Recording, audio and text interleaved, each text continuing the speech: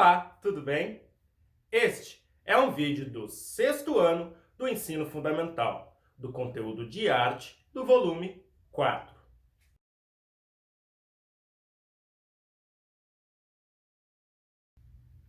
E hoje nós vamos falar dos instrumentos e os seus sons. Mas o que será que é um instrumento?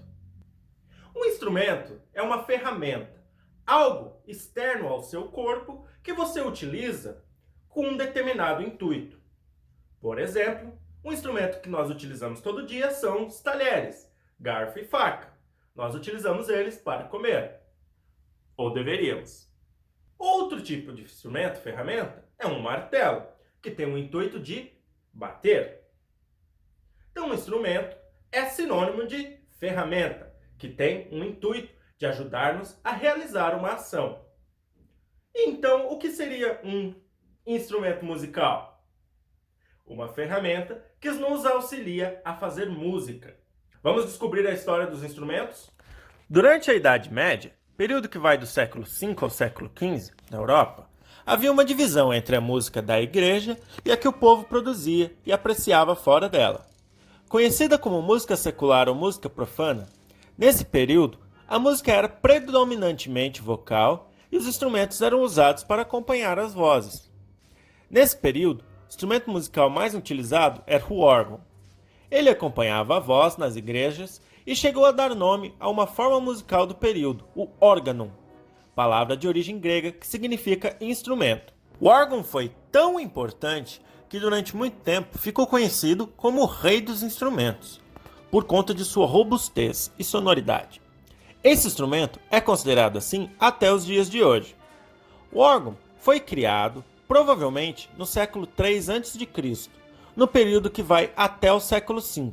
Os órgãos mais comuns tinham mecanismos hidráulicos, dispositivo com água. Depois disso, a maioria passou a utilizar foles, bombeadores de ar. No entanto, a maneira de operação é a mesma. O ar passa pelos tubos, fazendo com que eles soem. Durante o Renascimento, a música teve um desenvolvimento importante e muitos instrumentos musicais foram criados e outros aperfeiçoados. Surgiram o violino, a flauta doce, o trombone e o cravo. Alguns grupos de instrumentos musicais foram criados e nesse período nasceu a orquestra.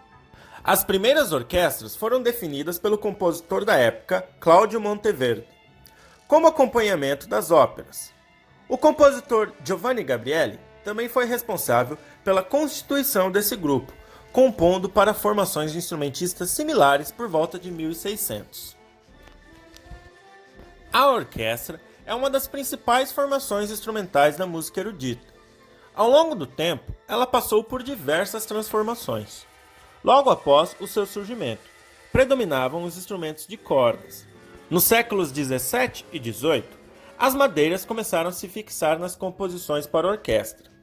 Depois disso, no século 19, os metais se solidificaram no grupo. E finalmente, no século 20, as orquestras incorporaram vários instrumentos de percussão. Isso faz com que atualmente as orquestras sejam formadas por, em média, 70 músicos, entre instrumentos de cordas, instrumentos de sopro madeiras, instrumentos de sopro metais e percussão. Embora não seja utilizado em concertos ou orquestras tradicionais, a rabeca é um instrumento que faz parte da cultura brasileira e está presente em manifestações populares em várias partes do país. Ela se parece com um violino, mas na verdade é bem mais antiga que ele e até serviu de inspiração para sua criação. A rabeca tem origens árabes e sua utilização remonta a mais de 500 anos. Vamos ouvir um pouco do seu som?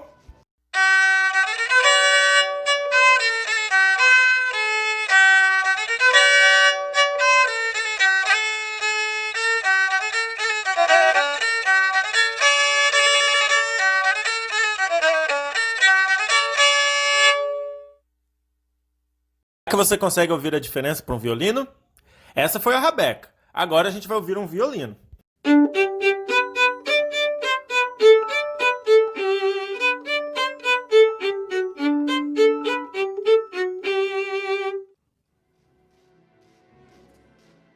O som parecido dos dois instrumentos vem do arco, que é utilizado para tocá-los.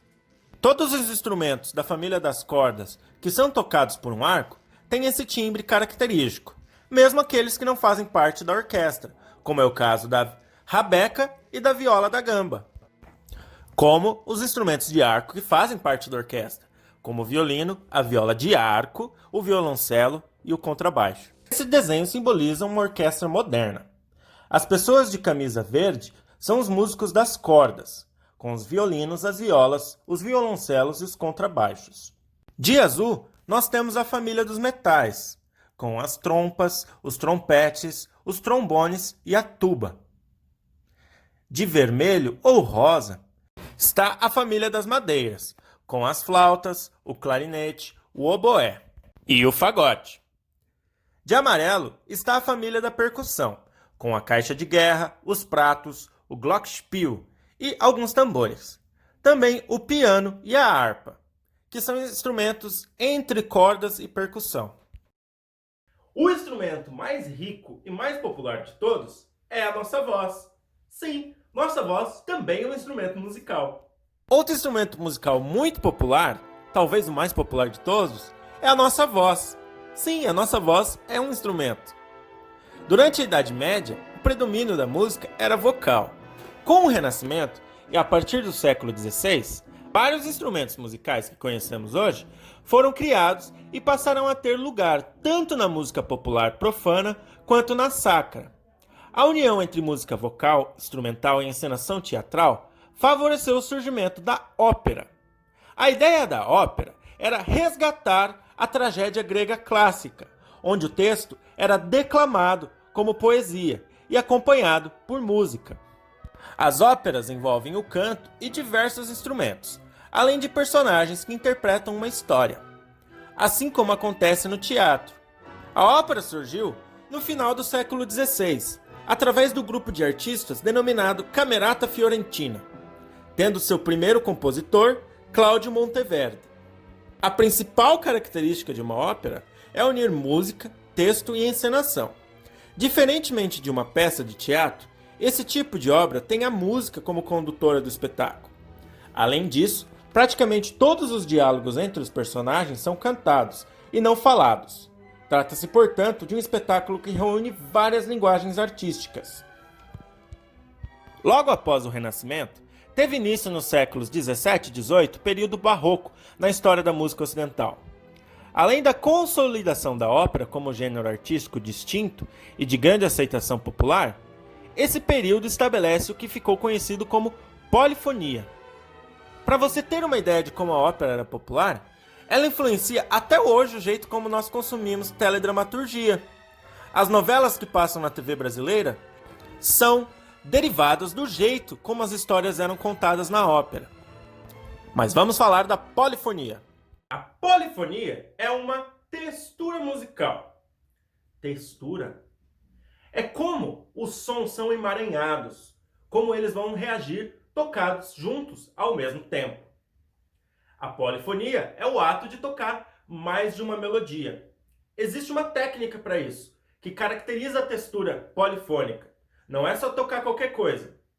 A técnica se chama contraponto e é a arte de compor melodias que, tocadas juntas, são harmônicas uma entre as outras. E o grande contrapontista é aquele que consegue fazer todas as melodias terem destaque ao mesmo tempo. Até a Idade Média, a música era quase toda monofônica, ou seja, mesmo que vários instrumentos e vozes fossem ouvidos ao mesmo tempo, todos executavam a mesma melodia. Entre os séculos 16 e 18, a partir do Renascimento e durante o período barroco, as músicas passaram a contar com mais melodias. Se havia dois cantores, por exemplo, cada um cantava uma melodia que não era exatamente a mesma, mas combinava harmonicamente. A essa soma de sons diferentes, damos o nome de polifonia, uma das principais contribuições do período barroco para a música.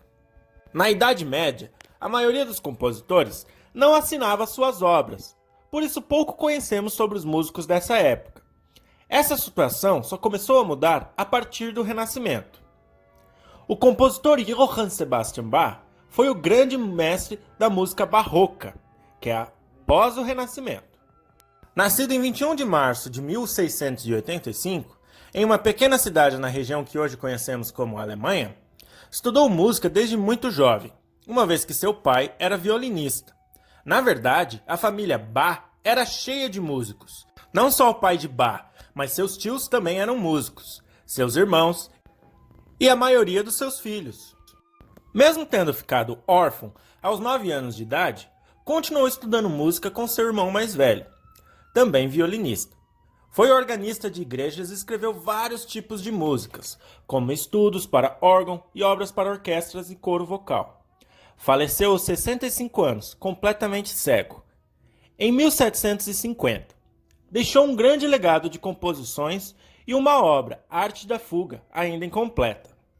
Bach não foi muito famoso em vida, porém acaba influenciando diversos compositores de muitas gerações e até os dias de hoje. Eu não tenho medo nenhum de dizer que o maior nome da música ocidental europeia é Johann Sebastian Bach.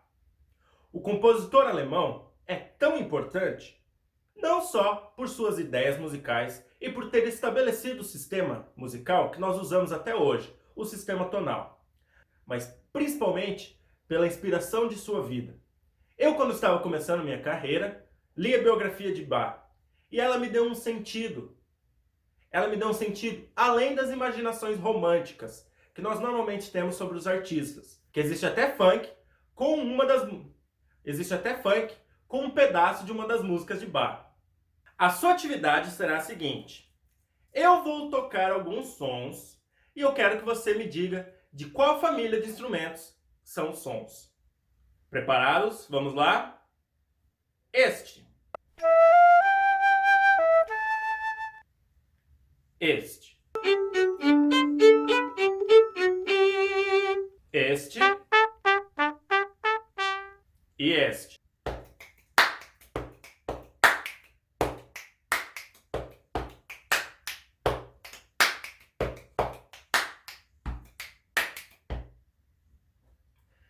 A resposta fica no vídeo de correção. Espero que tenham gostado e vejo vocês na próxima. Tchau!